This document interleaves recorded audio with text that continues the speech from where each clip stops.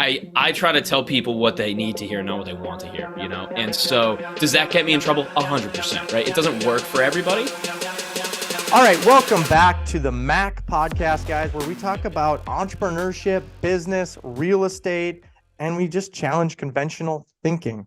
If you're tired of following the same old advice, want to learn somehow to break free and unfollow the herd, you're in the right place. And I got the right guest for you today. This guy shifted his life in 2018 in a big way. He's literally rapping, podcasting, performing. He talks about mental health. He's one brilliant guy. He has helped over 200 podcasters grow their channels with over 2,000 episodes. He is one of the most charismatic guys that I know. And he has podcast principles, which is actually helping build this podcast we're listening to today. Guys, welcome Ryan Sullivan. Marc, what's up, man? This is going to be a lot of fun. I don't know. We didn't overplan this episode on purpose just to see what we can get into, man. But by the way, I appreciate the intro, man. Really, I'm grateful for you, man. I'm excited that we're working together and excited to be here today.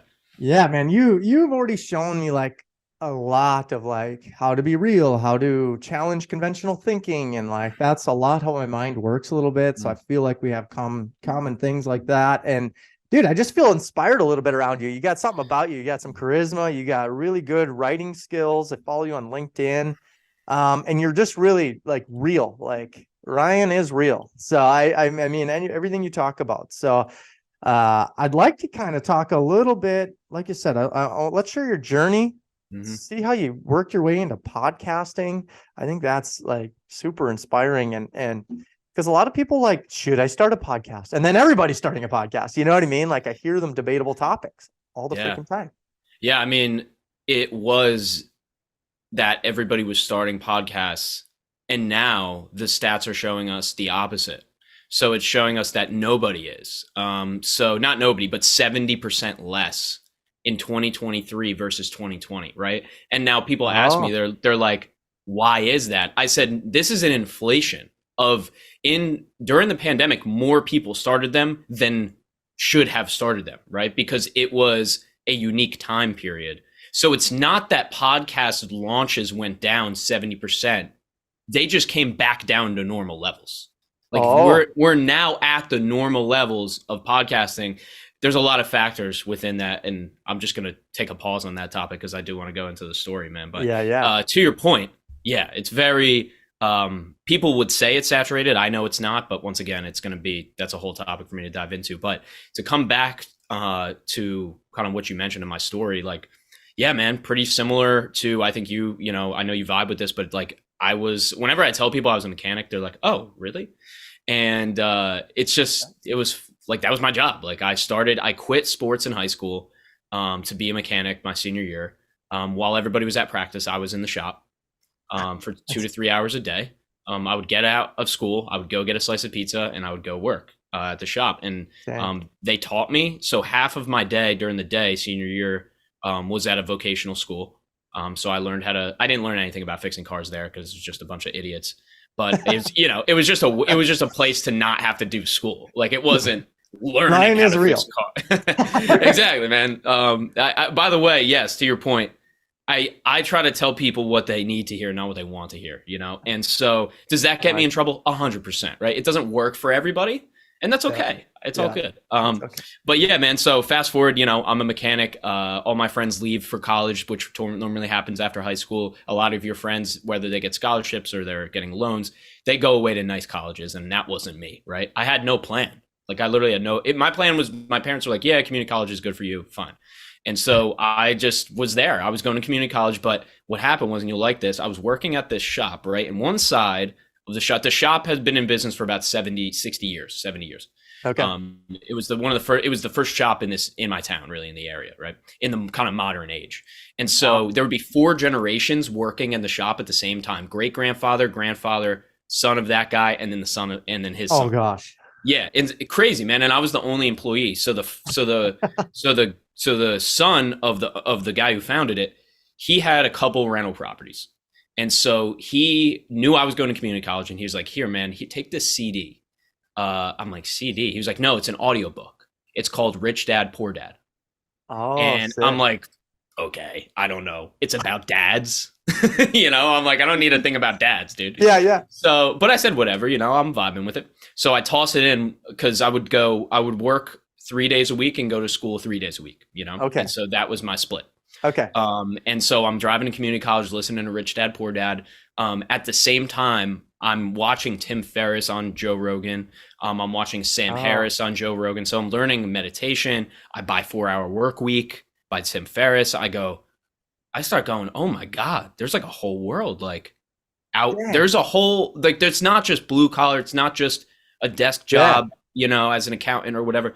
So my horizons are expanding. No. Yeah. What were you going to say? Yeah. Well, why were you curious about that? Right. Like why would you okay, this guy hands you a CD. I just gotta break this down real quick because this guy hands you a CD, Rich Dad Poor Dad, and then you're like all of a sudden curious about like everything in the world. Like how, what changed right there? Yeah. I mean, I think so, my mom would tell you that I was having conversations with people before I could talk. Like I am I'm interested in people. I want to talk to people. And so I think like for sure my personality is I'm constantly curious. Like if I had a book, that might be what it would be called, like constantly curious in people and things. So I have that about me, but I'd say, so in high school, I was listening and watching Joe Rogan on YouTube actually. Yeah, that's cool. And so that was episode in the hundreds, 300-400. He's at like 2000 now or something, but nobody else that I knew was watching it. I made YouTube gaming videos in 2013. I had a video get a couple 100,000 views and I got partnered by YouTube. And that was when I was 13 years old, So I was really into YouTube. I was really a nerd. Like I was very outgoing. Like everybody knew me and I knew everybody. But when I came home, I would kind of do my nerd stuff. And so that's what got me on YouTube. Then YouTube got me on Joe Rogan. And then Joe Rogan got me on Sam Harris, which Sam Harris got me on into meditation, which I've been doing for 5 years. Tim Ferriss got me into digital entrepreneurship, which then I got into 4 years later. So what I was doing was I was curious in these things, but I didn't know when they were going to play out. Right. And so that's the thing. Like I would just read, like what I do still now is I listen to an audiobook.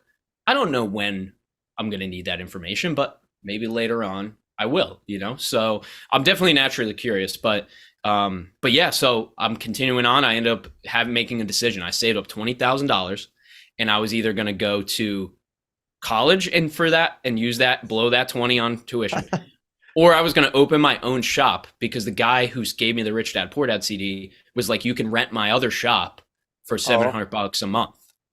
Nice. So yeah. So I'm like, I have a year's worth of rent. I can go start a business. I had never had a business before. And I decided to go to college. So I went to college because I was a little jealous of the college experience that my friends were all having. Yeah. What did you learn there? I want to know too. Maybe we can share that later. Yeah, no, for sure. But yeah, so I ended up going to Stockton University. It's in South Jersey.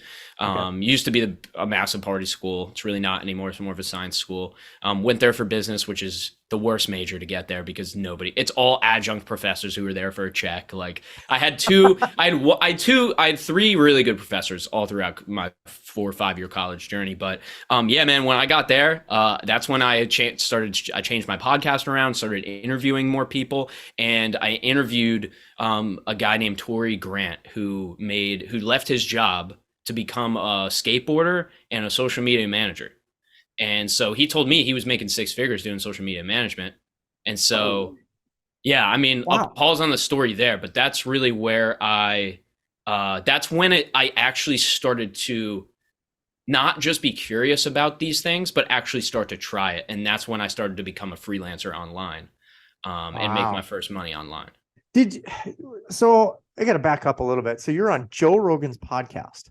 Like you were on it? Oh, no. I just was watching it on YouTube. Oh, gotcha. I thought you said you were on it. I was like, or you were listening to all these. So you were like listening to all the stuff people are like doing 10 years later.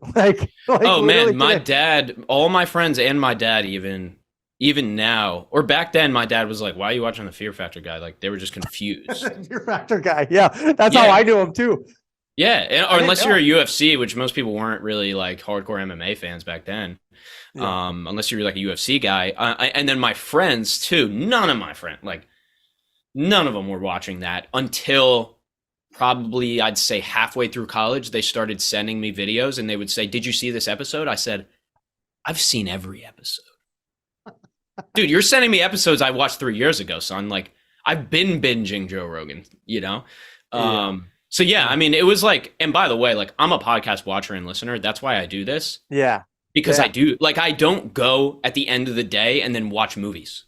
I watch podcasts. It's my whole life. There's no, it's like living in the gym. It's like living in your gym and you're like a trainer. Like, you don't go home and then work on your car or whatever. Like, I literally just like, and I have a ton of hobbies, but like, I am obsessed with podcasts. So Joe Rogan was the start of that. No, I plan to be on there one day, but I have much bigger plans for that to take place. But, you know, well, let's go. Come on. Me and you both, man. I'm going to call you out then. I got to put it out in the world, man. You know? We got to get it out there. I think, how do you get Joe Rogan's attention? How would you approach that? How do you get on bigger people's podcasts? Yeah, I mean, I have a plan so I have my own very specific plan for getting on Joe Rogan's podcast. I'll share a little bit of it, and then let me get to how to get on bigger podcasts. Okay. So my own plan. So I had people telling me like years ago, they're like, "Oh yeah, you could, work with Joe Rogan or whatever," and I was like, "Yeah, that would be cool." And they're like, "No, you should be on Joe Rogan." I'm like, "Oh, that's crazy, right?" Like, I thought that was crazy. I think that's totally crazy, but I also am realizing where I stand in podcasting and my impact. Like, I want to be the best podcast coach in the world. Like, my impact, or like my future impact, I think will be pretty big in terms of what I'm going to explore within podcasting that nobody else has explored. So I see this as like the first 20 years of the radio. That's where we're at right now with podcasting, right? So my plan is I can't announce what it is. It's not really just an idea stage, but it's something that has to do with podcasting and like going much deeper into podcasting. And I think that will get pretty wide attention. Really? I mean, that's my plan. Yeah. So, but that's it. That's all, unfortunately, all I can share about it. But so that's my plan to get on Joe Rogan, because then he'll watch the thing, listen to it, read it, and then maybe be like, "Oh, this is interesting."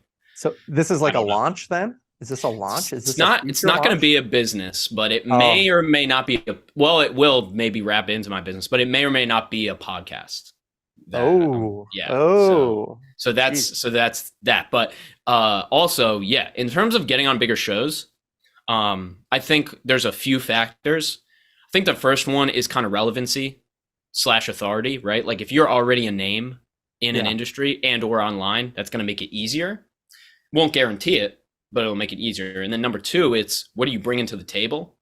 Yeah. Like, if I'm on Joe Rogan, that's why I don't really want to just sit there and be on Joe Rogan. Like, I do kind of want to be on there for a purpose. Yeah. And so, or on this podcast for a purpose, whether it's sharing my story or talking about podcasting or educating people on it. Yeah. I kind of want to match that. And if you had somebody on before me that was saying all the things that I'm going to say, it's like, why would I be on? Right. And so I think that's the second part, which is how are you really adding your new angle?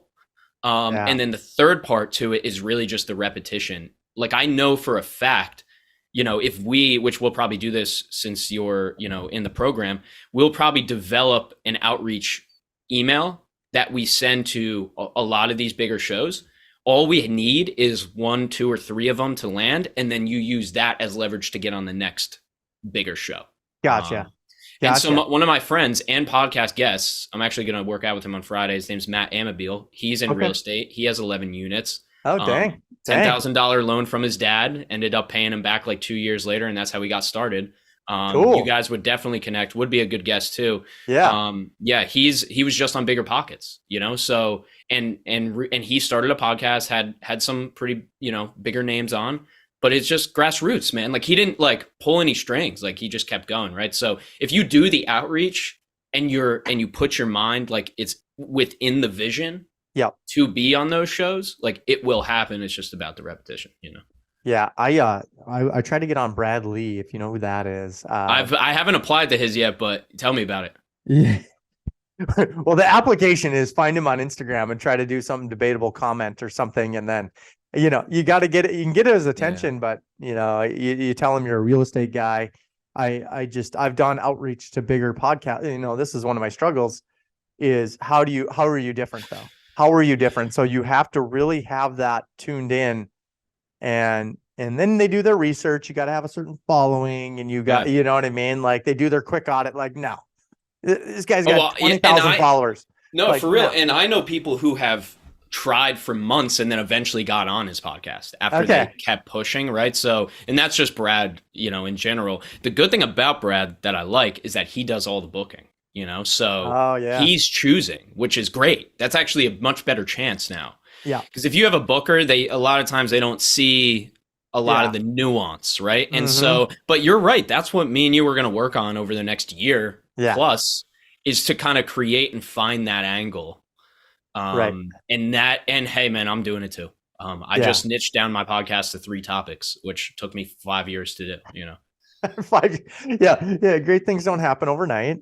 Well, I love your story, Ryan, just because it relates, I feel like, a lot of mine. And I love finding people like in the middle of their journey, because I feel like, you may be a podcast pro, but you're in the dirt still building it and building yourself every day. And I don't like to find people as mentors or coaches that have just made it.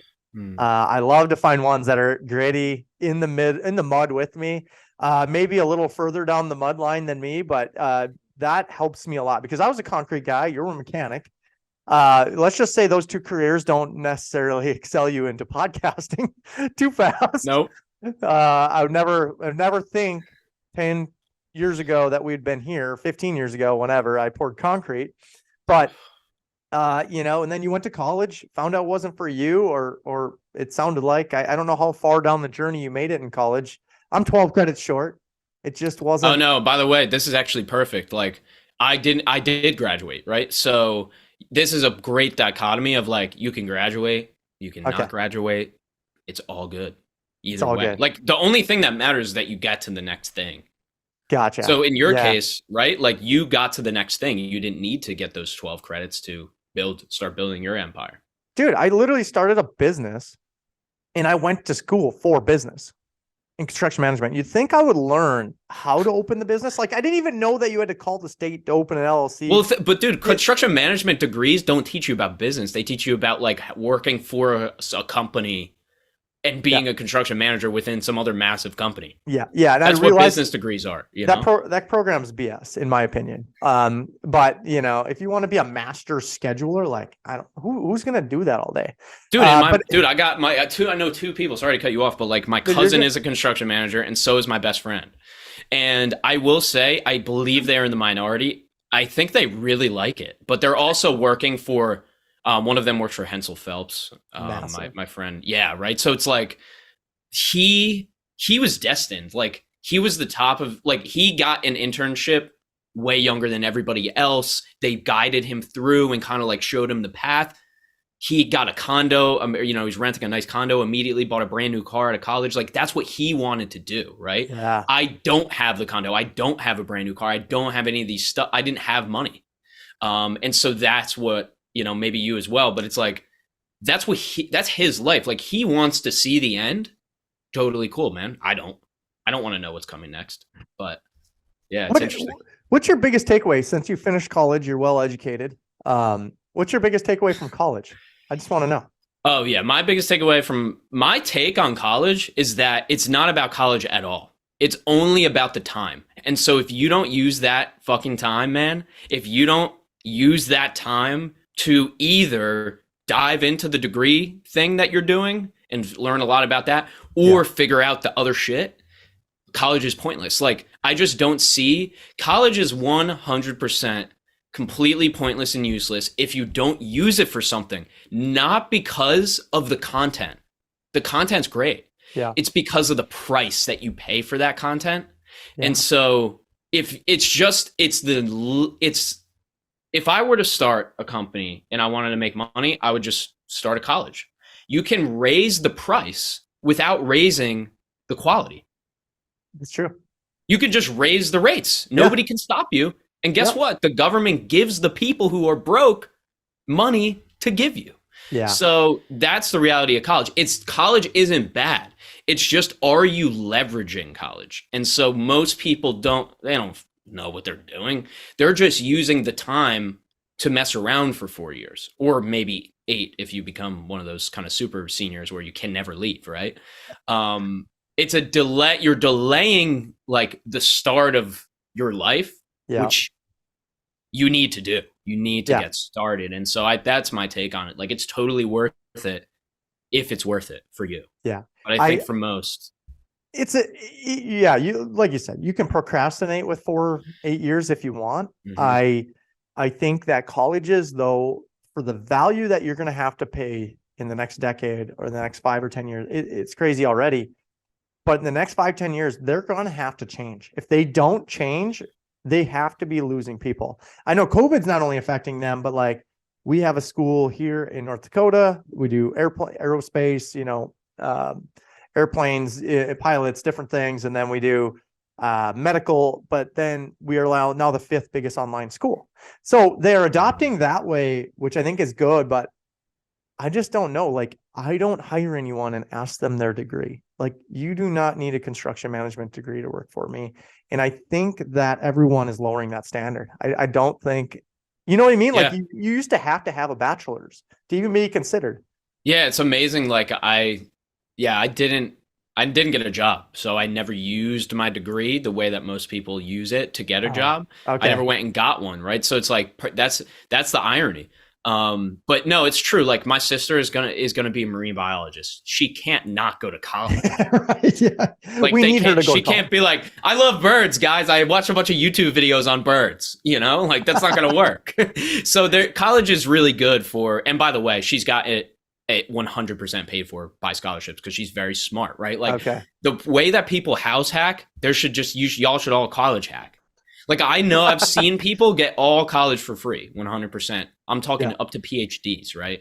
Wow. If you're going to go, finesse the system, get up in there, get some scholarships, right? But that is interesting because I think you can, well, if you're getting it for free, if you're paying for college, maybe you should dictate whether you need to go or not. Make sure you're not just getting your free beer money every, semester with financial aid. I mean, we both know so many people that just blew everything when they went there, like 3 times. Sure. It's like they came back and they were like, I'll recharge, reset, and then they blew it all again. It's like, whoa. It's true. Sorry, we went on a college rant there, and we're not telling you not to go to college. We're just saying that make sure you're valuing your time at college if you're gonna go. Dude, if you make an investment in anything, it better have some kind of plan. Yeah, absolutely. I think Grant Cardone's programs, he's like, I don't know. If they don't want to pay $47 to show up for 3 hours, and I don't want them there anyway. If they want to pay $47 to show up for 3 hours, and I don't even want them here. Yeah. And then has some other debatable content. Everybody's a buyer. Everybody's got a money. So what did you get out of when you were, talking about your journey a little bit, like Tim Ferriss, and you got the 4-hour work week, and you got Rich Dad Poor Dad in your mind? Where, those create entrepreneurs, right? Like, those are entrepreneurial type books, I feel. When you started reading all that crap, it's all very good stuff. Rich Dad Poor Dad is like literally the pinnacle still today. Yep. Like, the Purple Book. You got an audio, but you also are a rapper, which we are going to have him rap at the end of this. At the end of this, he is going to rap about Rich Dad Poor Dad. Oh man, that's a tough one. I'll try though. I'll try to think right at the end of this. So stay tuned. But what did you learn from that? What did you learn from some of those books? And like, how did you had to switch a mindset because you went from mechanic to like full blown, like, I'm doing this. Yeah, I mean, I think first, like, I was coming home every day and I was still making music and my podcast. So I was working on other stuff. Like, I knew I wasn't going to be a mechanic past a certain point. I was like, oh, okay. Like, I think I'm going to do some different things. And once I had my friend Tori on the podcast to talk about social media management, he sent me a ton of scripts to use on Upwork. So I just was like, okay, I'll be a social media manager. I have an Instagram account and I write captions. How hard could it be? Got 0 jobs in 2 months. Then I pivoted to voice acting. So then I got 1 job doing that for $80. And that was the first money I made online. And that was probably maybe a year after I read those books. So Wow. I was never thinking, by the way, like same with you, like I never thought I would have a business ever. Like I never thought about that. Like I just was, there was a moment where I guess, and by the way, I'm trying to like recollect my like memory here. So maybe I may be making some things up, but I think, I realized that I want to do something different. It wasn't have a business. I still don't even know if that's my thing. Maybe I'm more maybe I'm more of a solopreneur, or am I more like a business builder? I don't really know that. I'm still figuring out for sure. The one thing I know though that I didn't know then is that I love business. Like I love marketing. Like I love sales. I love marketing. I'm literally doing for a company. I'm doing a 2 days at Costco selling like these new protein bars called IQ bars. And because it's a friend of mine who owns the company. They have 6 employees. They're about to go in over 100 Costco's if this does well. But it's like, that's what I do, man. Like I'm not done. Like I still do, like I'm still a DJ. Like I still do everything. Like if my buddy was like, hey, can you come landscape for a day on Friday or whatever? If I was free, I would just do it. Like I'm not, above anything still, I don't think. So I love the experiences, right? So I still don't know. Like I still want to see, maybe I'm meant to be a full-time podcaster. Maybe I'm meant to be, an opener for, bigger artists, or who know, we don't really know. So there's definitely a mindset shift when I made my first money online. That was the first one. Yeah. But the mindset shift then was not, oh, I can become a business owner. It was, oh, I can not have a blue collar job. I can have a more like online job, but it wasn't business owner. It was just, maybe I can have an online job. Got it. Yeah. Making your first money online can be like real interesting. It's like, wow, someone paid me to do this. And you said it was voice acting. Like, can you do the ad, or what was it? Like, it was just, it was, no, it was really funny. It was actually not a company, or it was just a guy who had a drone. So or maybe, I guess it was, I guess it was just a drone company. I think it was a drone company trying to create their own examples of their own work. So they didn't have clients. So what they did was they would fly the drone up. It was called it was some kind of covered bridge in California. And like, it was a drone video of the covered bridge. And it was like, this covered bridge is, one of California's largest covered bridges, known as 𝗨𝗲𝗿𝗱 buena in the 18th century. Like that was the vibe of the voiceover. So this guy would create these videos and act like somebody paid him to do them, Oh, gotcha. Right? And you were doing the voiceover of the script. Exactly. He gave me the script and I just did the voiceover in the script. And then he paid me $80. Like he didn't have any work after that. But yeah, man, crazy. That is freaking awesome. $80. There you go. That was a good start. What you got to tell me though, like, how does one just become a rapper? Like did you just get bored of DJing and like decided to be the main attraction? Like, how do you just do that? Yeah, man. I mean, I just did it because, so I had 2 friends. Yeah, I didn't do it on my own. So I had a friend of mine. His name's Justin. I mention him all the time in these stories, but he's, I believe, an electrician now. He's a generator electrician, mechanic.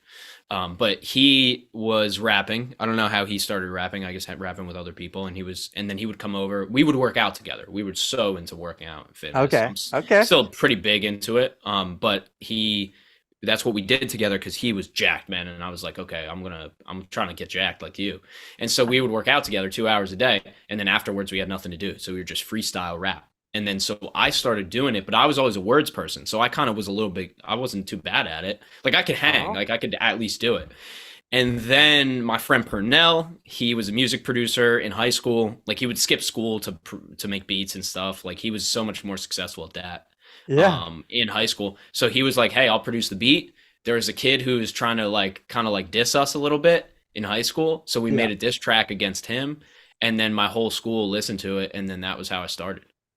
What the heck, dude?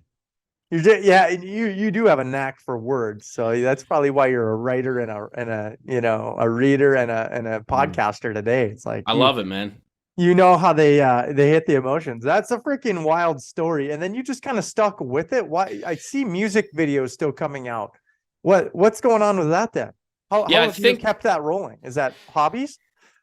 yeah, it's definitely a hobby. My podcast has taken over in terms of like my main hobby, I guess. Music seems to come in when I kind of need it or when I Okay. want to do it. Yep. The reality is I have hundreds of unfinished songs. I have tens of finished songs that aren't released. So my whole goal is to just release them. I took all the pressure off myself of trying to be something in music or be something big or massive. Like, I just didn't want that pressure Yeah. because I'm pursuing business full time. So, now it's just fun. And so my last release, I don't look at the numbers. Like, it's so nice. Like, I just don't look, I don't care. It's cool. So now I'm just doing it because I want to do it. And maybe later, like I said, it'll come back around or in a different way. But yeah, man, now I just do it when I want to super do it. creative though. Like, so when you talk about a release, would that be like YouTube, or is this like, is there a platform just like podcasting? Oh yeah, I'm on DSP, so it's digital service provider. So I'm Spotify, Apple Music. I'm on like 30 and YouTube. But I didn't know yeah, that. I still gotta look like that up. I release legitimately. Like all my stuff is on Spotify. Like I'm a Dang. legitimate artist in that way. But I just do it kind of ad hoc. Like I'm not. I realized later I'm like, oh shit! If I would have put all the energy I put into business, I feel like I could have made it as a rapper or podcaster, full time. Yeah. Well, hey, I think Maybe I'm gonna listen to those. So yeah. It's not over. Yeah, check them out. Let me know what you think. Yeah. Ryan Sullivan, rapping. Oh, it's 𝗨𝗨𝗶𝗱, so it's behind me for people watching. But for people got listening, it. That's the cover. Yeah, 𝗨𝗨𝗶𝗱. That's it. So Bob, got it. You mentioned, is this, and I don't know if this leads into this at all, Ryan, but you can tell me how it is. How I see this one a lot, and I always have a hard time with it anyway. But meditation. Mhm. So you maybe do rapping as a hobby, or I don't know if it plays hand in hand with meditation or just thinking and being creative, or how do you? But I seen on actually Dan Go's post this morning too. It's like, how do you meditate? How do you know what I mean? How do you? What does that help you? Yeah, I think for me, how does it help me? It does. I have a lot of chatter in my mind, like a lot of thoughts, and I definitely have some ADHD, like naturally. My mom has it pretty bad, so I think I have that. And I think in 2018, 2019, when I was kind of getting into personal development, I actually got into personal development before I got into business, right? So, okay, I was naturally curious, much more curious about like meditation, yoga. I was like, okay, interesting. Yoga nidra, which is a different type of meditation, mindfulness meditation. Kundalini. I mean, you can go down all the rabbit holes. Like I tried a lot of them. But I think I didn't know the benefits until I stopped. And so once I stopped for a few months, maybe after doing it for like a year, then I realized how insane my thoughts were, how intrusive they were to my life. And really? So a lot of the other things, like what I do really is prevention.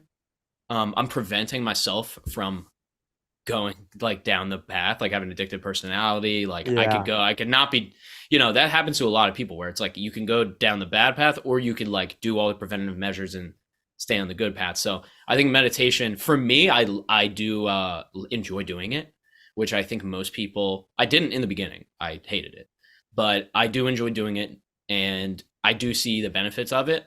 But it's just a habit. It's not like something, once again, like it is like a little mini hobby, right? Like I'm not, for me, it's like golf, right? Like I go out and golf with my friends. We get a little competitive for a second, but I'm not going to go and I'm not like doing tournaments, like that's where I'm at with meditation, where it's like, I just do it every day, or 5 days a week.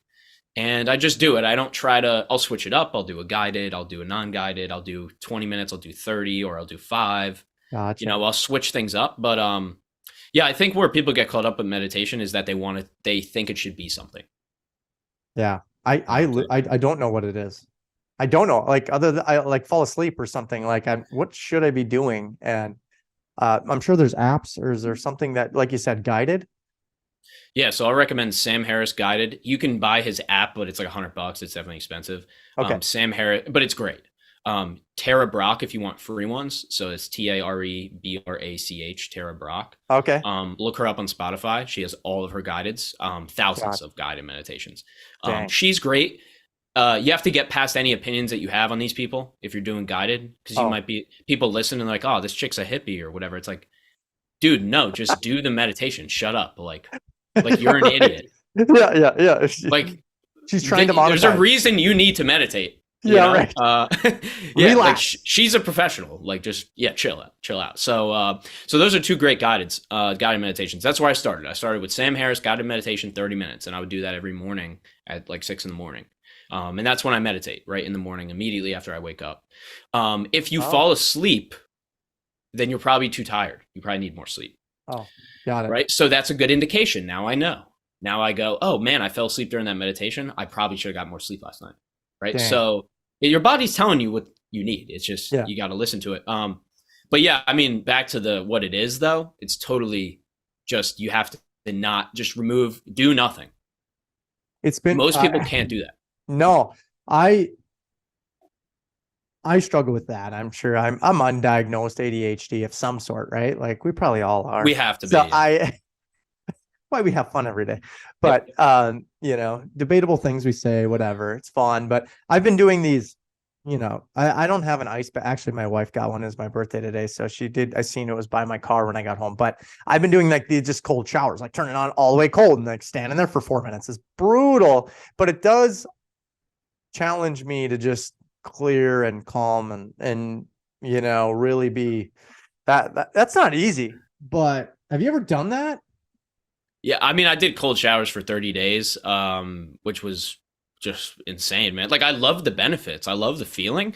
Yeah. And I had a guy on my podcast named 𝗨𝗳cie𝗹𝗹𝗆, and he is his fitness dude he's the most athletic person I've ever met. And Dang. he does marathons. That's how he's popping more on TikTok, is from cold plunges. And so he's like the cold plunge guy on TikTok. And he's really cool, man. So he came on my podcast to talk about cold plunge. And so it got me a little inspired. I still don't have one.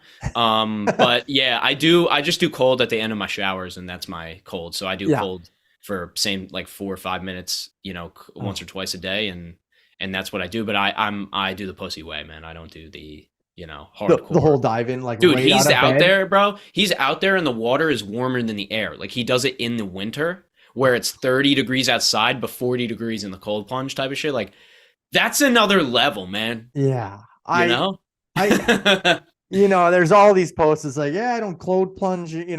People like, I wake up at 4:30. I'm in there by 4:45 and I sit in there for 5 minutes and then I dry off outside and it's 25 degrees. It's like, what are you doing? Like, do we have to do that? But you do get some kind of dopamine from it. I mean, it clears your head and I don't know what shocks your body. I'm not sure what it does. Yeah. I need to do more research on it. I just hear a lot of people. Well, about it. I'm an idiot too, so I really don't know the science. But what I do know is what I've regurgitated from smart people, which is heat shock proteins and cold shock proteins. So there's these actual proteins that get released when you do these things.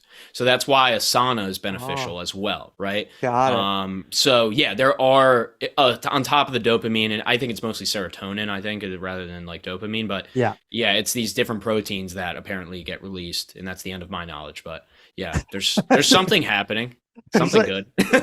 I have done them for 5 days. I've started CrossFit. That's been a challenge too. Oh, yeah. Nice. I want to run a marathon, so that's my next because the thing with weightlifting, which I love and do, and more so like bodybuilding stuff that I do, like there's not really, other than like a bodybuilding competition, there's not really any like events I can really do, and I'm not really interested in I mean, maybe. I mean, I've wanted to, but I think I just want to do a fitness like challenge. So I think that's going to be my next one.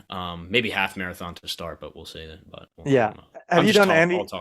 Have you done like Andy Frisella's? I know that's not a marathon or anything, but like the 75-day hard thing. I love that. I mean, I haven't done it. My motto, dude, is not get jacked, it's stay jacked, right? So like, I just think work out all the time. Like never stop working out, never Yeah. stop having a good diet. I Yeah. think that's what people do is they just stop. And then that's why you see people every year post on their story go like, all right, bet I'm about to drop 30. Like that's not like I'm not impressed. I'm impressed Yeah. if you're always in shape. Yeah. So that's what I do. That's just what I do personally. Like, Yeah. you know, I work out basically every day and I have done that for the last 8 years. So When I did the 75 hard challenge, it wasn't like I stay in shape. I work out yeah, totally. every morning. And but it was like to do 75 days of the same thing. I'm in the Midwest, so there's plenty of drinking going on, and that's the norm, right? So that was a challenge. But not Wait, only, so it's yeah, talk a little bit about like what the yeah, requirements are. so I'm gonna go off of memory here, but 75 hard is basically work out twice a day, 45 minutes a day, separate times, can't be together. So basically morning and then night. When you're tired, you got to go out at 8:30, put the kids to bed, and then go ride the bike or do something. And then you have to read a book at night. I think it's 10 pages of a self-improvement book or something to that nature. You got to drink a gallon of water. That sticks with me today. I think a lot of water is always good. Any fitness person knows that. Yeah, you got to go with it. Yeah, water before coffee. I don't know. There's a saying. And Yeah. what else is there? Uh, Is it no drinking? Yeah, well, there's no alcohol. And then Okay. you got to like follow a diet, which basically I just skip fast food and then like sugar, like Okay. desserts or anything like that. And then there's like no cheat meal. So like you get a half hour to eat breakfast, lunch, and dinner. And I was gonna say, yeah, I do that anyway. Yeah, I don't know. right. Yeah. And but it's just like a lot of people don't. They'll snack all day. They'll, eat fast food. It's like once you can't eat any fast food, it's like, dang. Dude, you know the funny thing is my trainer told me to eat fast food because I was trying to gain weight. Oh, and he was like, well, he was like, dude, your metabolism, he's like, it's insane. He's like, eat. I think you should eat McDonald's. So I did. It worked. And it worked. But, yeah. Well, there you go. It did work. But yeah, man, I'm interested in it. I like challenges like that. I don't do them much. I did a few diets for sure. Intermittent fasting was the best. Oh. The best. Love it. Loved it. And I still stick with it today to an extent, but I got like a thing diagnosed with like hangry, so like my wife won't even let me fast for any longer than I need to. I can't fast if there's anybody around. Oh, gotcha. Yeah. It's like, as long as there's nobody around, I can fast. Yeah. That's awesome. Well, Ryan, hey, I got a few questions for you before you break down your rap of Rich Dad, Poor Dad. So hopefully you got all your. Dude, I got a canned rap for you, bro. You're gonna have to give me time for that, Rich Dad. Okay, all right. Well, you can rap you can rap anything you want, but we got to keep them around. I just got a few questions I like to ask every guest that's been on my podcast, and the first one is, what is your biggest fear? I would say just stopping completely, like something stopping me from, because I'm so used to doing all this stuff, like working out every day, pursuing my business, DJing, everything that I want to do. And so if something were to just be like, nope, sorry, you have to stay in bed now, that's my biggest fear. Gotcha. Yeah, that's a big one, actually. I think most entrepreneurs have FOMO of like dying or just not fear of missing out, but just fear of dying, I should say. And I mean, just like you want to keep going and you want to keep doing great things and you want to inspire people. It's like dying is not even as bad. It's more like that would be bad, obviously, but like the thought of not being dead, but then not being to do all the things. Yeah. Is even worse. That's true. Okay, next question. We've got a few here to go through, or two more. What would your 10-year, well, actually, let's say this. What would your 75-year-old self tell yourself today? What do you think? What do you think it would say about you right now, where you're at? Sitting in the bench at the park. What do you think? Probably like, I know you tend to get caught up on the little things, but they really don't matter. And also, you're probably not going to regret not working as much. So maybe don't worry so much about trying to work more. I Yeah. feel like that's what my 80-year-old self would say. I'd be like, dude, maybe chill a little bit. Chill a little bit. Yeah, it's always a good one to ask, and I just like to see how they No, go. I love it. I love thinking like the best perspective is thinking about your 80-year-old self. Yeah, like yeah. what they would say. It helps motivate me when I'm down, and I was thinking like, hey, I get it sucks right now. On the worst days, I got some bands that I wear. Oh, that's cool, man. Some charities that I donate to, and some stuff my kids made me. So just helps me through the hard days, whatever, it's like you as an entrepreneur, you're gonna have some bad days, right? Like guaranteed, like welcome to the jungle. Do you have a system, or like, do you donate a certain amount or something? Or like, do you donate on a interval or something? Cause like I don't at all. And I'm starting to, like, I want to now, cause it's part of like this way that I'm kind of, cause I'm paying myself now, and I'm, I want to devote 10% to charity or whatever. So how do you like look at that? How do I regulate it? I get asked all the time, right? Like to donate to this and donate to that. And you would love to donate all your money. And, sometimes we have more money than time right now, it's like that's a thing, but I don't really regulate it to like, I have to give this amount. If I have like a big deal going on and it's like, I got excess funds, I give to the church that you attend, and really be a contributor there. Keep it simple. Yeah. But then like, I got 10X basically because Grant Cardone did change my life in 2017, just for the better. My kids made me a little band that says Mac on it. We had an officer go down. We live in a smaller community, less than 100,000. And officer got shot by a tenant that he was trying to evict. And young guy under 30. So then we had a big charity golf tournament. We call it Trash the Dress for MDS. It's a big ride. A young 14-year-old kid who loved four-wheeling, reminded me of myself, died. But I just try to pick up one thing a year, and then we built a house for a little gal that she lives out in my small hometown that's actually under 1,000 people, and she had a tumor on her spine and she was born good. We rebuilt this whole freaking house for her, and so it was like that was 200,000, but then there was other, it's like you don't want to think about all these, but that's really I really don't regulate it. I don't think you should. Like, give the heart when you can give. Like, give when you can, because you can't all the time, and nobody can do everything all the time. And so, and this was later in life, right? You can't start a business and then start donating to a bunch of things. Like, go all in on you and invest in you. That's where I'm at. And also, like, the one thing donating to you. The one thing I can do, Mark, is I don't have money to donate, so I only have time. Right.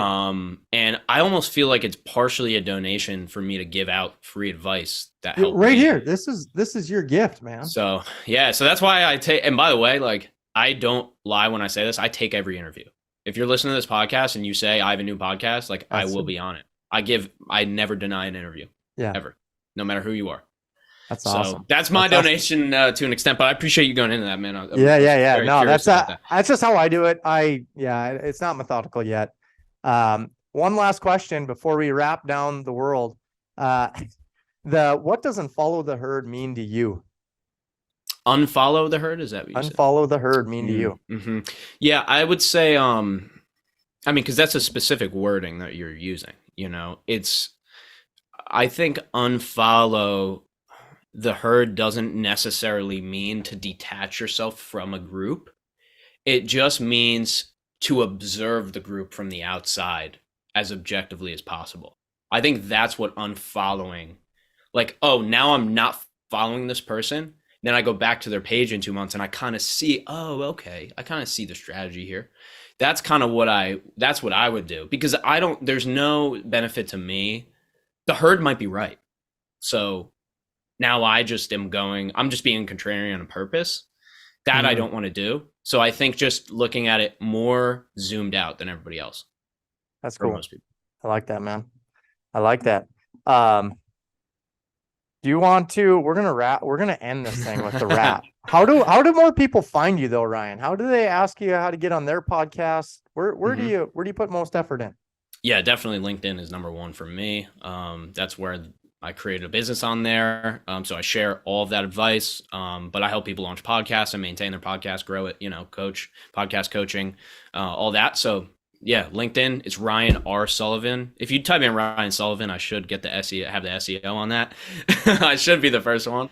But yeah, so that's that on LinkedIn. And then podcastprinciples.com is our website too. So, and then 𝗨𝗨ih𝗳ጽ, if you want to look that up, that's all my music, and Bobcast is my podcast. I got too many links, man, but hit me on one of the platforms and we got you. Yeah. I want the 𝗨𝗨ih𝗳ጽ affiliate link. So if I sell any CDs or something. Yeah, dude, I will send it. Send it. We need that. Actually, that's a good idea. iTunes doesn't even have that, man. I know. We got it. I'm going to look into that. Let's get it. We got to monetize you. What do you want to rap for us? What are you going to rap?